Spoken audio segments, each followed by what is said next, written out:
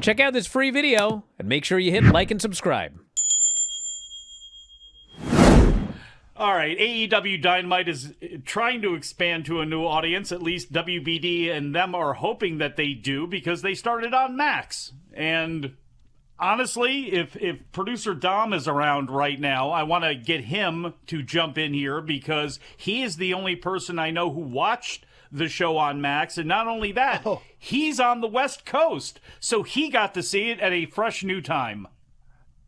Yeah, so the only reason I did watch it on Max was because as I was looking through their catalog and what was up on Max, I saw that the show started at 5 p.m. Pacific, and I'm not some old guy. I can handle staying up till 10, but I got to get up early to get here. I'd rather not, and I'd rather have some time. So I usually watch Dynamite on Thursdays, but when I found out it was going to be on at 5 o'clock, it clicked in my head. I'm like, oh, that makes sense. They're going to live stream this East Coast feed, so now I might have to start watching it more frequently via the stream at 5 o'clock Pacific. Filthy? Now, were you in on that, or was that just interfering way too much with the rising time? Well, Mike, you opened that up by saying that Dom was the one person that you knew that watched it via HBO Max. Yep. Well, that's fake news, because now you know two. Because I also watched it via HBO Max. Yes. I made the conscious decision a couple months ago to get rid of Hulu Live TV because of the price increase. And then, my wife really likes American football for some reason.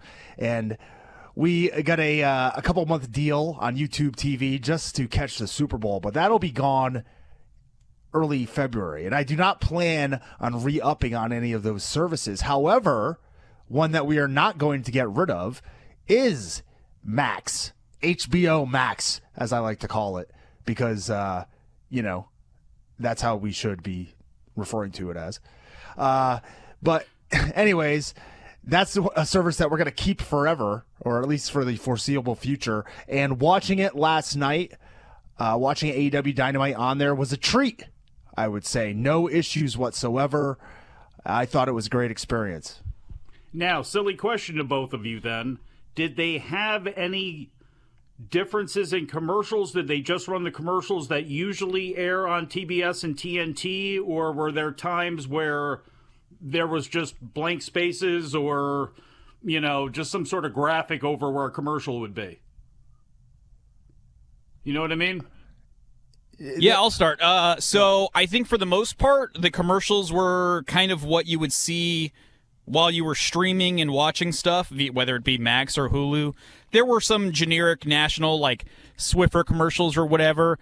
I'll say, I don't know what the workaround would be, but the, don't miss the action, we'll be right back, normally would be the toss to picture-in-picture, and instead you would get ads. The only ever time there was regularly a graphic also was like, oh, hey, yeah, your content's coming back in just one moment, hang tight. But other than that, it was a pretty normal viewing experience. Filthy, now are you going to continue to, I guess you have to watch it on Max. By the way, your wife is not going to let you get rid of YouTube TV.